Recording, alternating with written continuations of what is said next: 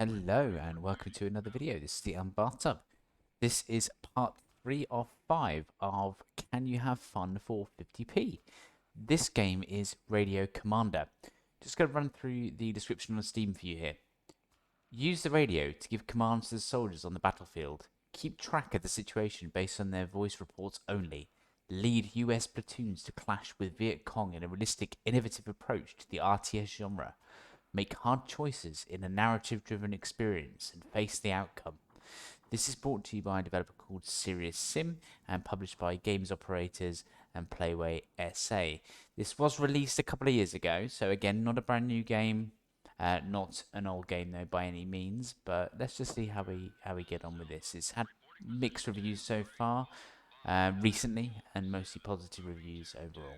All right, so this is the main home screen. So you can see we've got various different things here. We've got a campaign mode, we've got custom missions, we've got tips, which is basically just like a help guide effectively, and some various options. Now, actually, I don't want to get too bogged down in this home screen because it isn't the main game, but there's some really, really good options here. You've got four, indeed, difficulty preset modes. So you'll see these here, and they will all change some of the options below.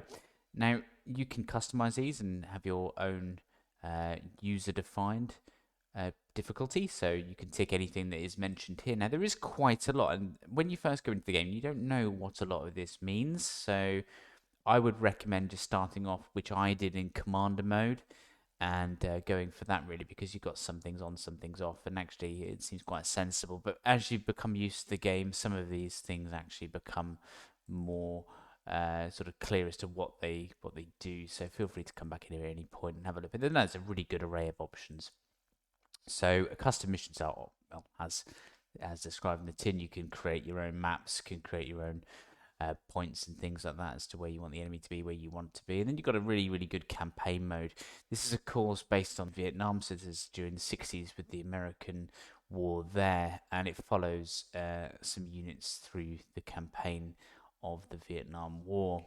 What is this game? Well, it's a bit of a weird one. I've never played anything like this before. I don't know if you have ever watched maybe documentaries or films surrounding World War II, and you see the aircraft bases, for example, the RAF bases, and there are people working in these RAF bases with big sticks pulling these discs of aircraft around on a map, and they're basically moving things around a map where they're receiving radio communications as to where they actually are and being able to plan their strategy off the base of that. And then obviously somebody else would be issuing commands off the back of those positions. Now, it's basically that. I mean, all you have to do here is you're given a map, and the map is really cool. You know, you're put into what is an environment where you feel like you might be in a tent commanding these maps and looking over these maps.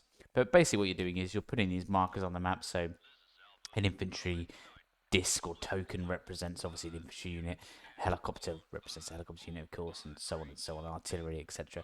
And you basically use these tokens to represent units and move them around via radio communications. Now, this is basically the game itself. You are in charge of the radio, you control what is spoken over the radio. So there is a narrative involved. So on occasion, you will have to make a decision. Do you respond with A, B, or C, for example, which is really cool because it means you can, of course, change the path of the story depending on your choice. And it does genuinely do that because I've played and have found different choices do end up in different results.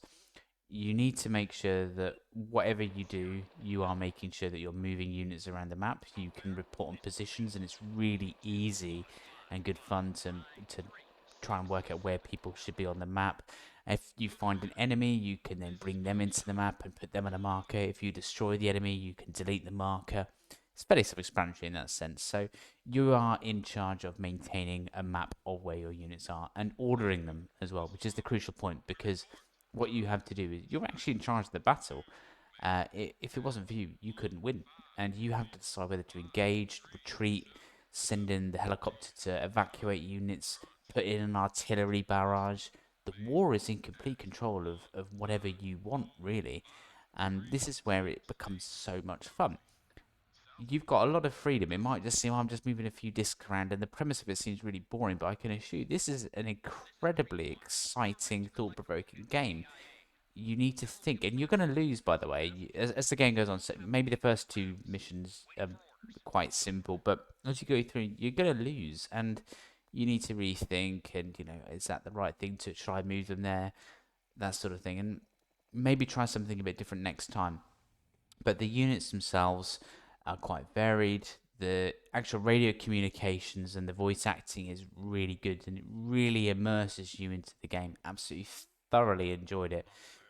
But you ultimately are pretty much God, really. You're controlling everything. So you can make something stupid move. You can engage a sniper unit and just get your heads blown off, and you got to call the medivac helicopter in to get them out and take them away. That sort of thing, really.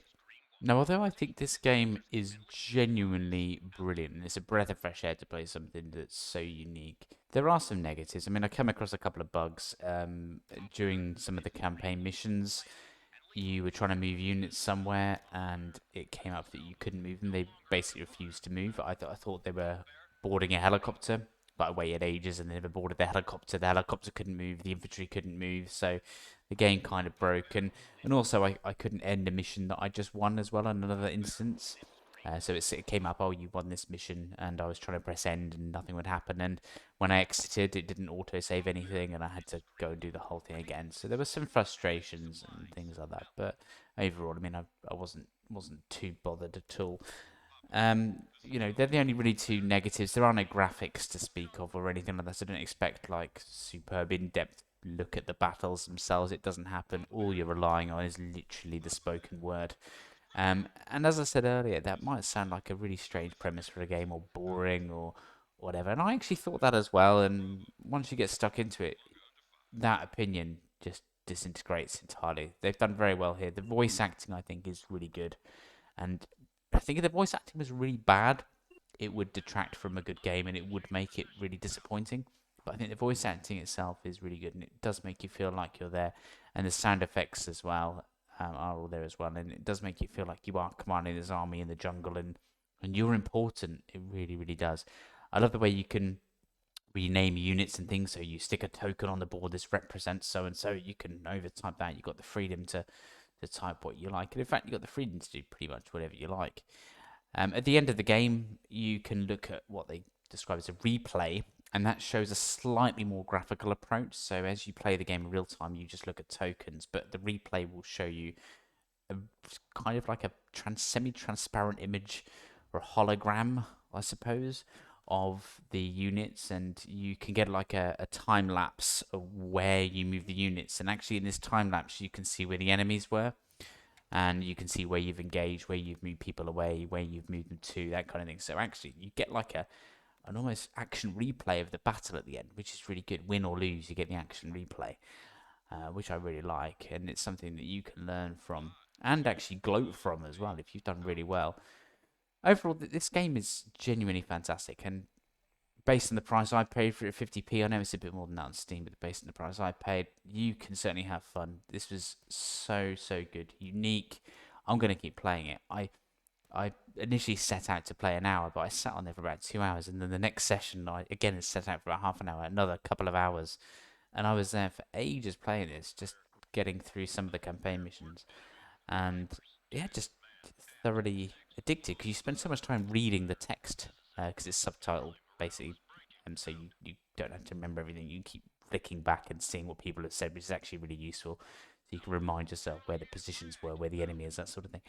But yeah, I love the user interface. I think it's so easy to use, and absolutely not really a bad word to say about this.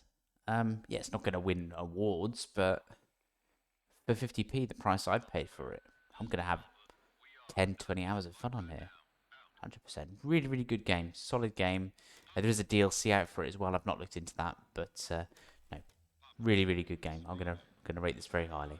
Well, thanks for watching. I hope you enjoyed the video, and we will, of course, see you in the next one. Take care.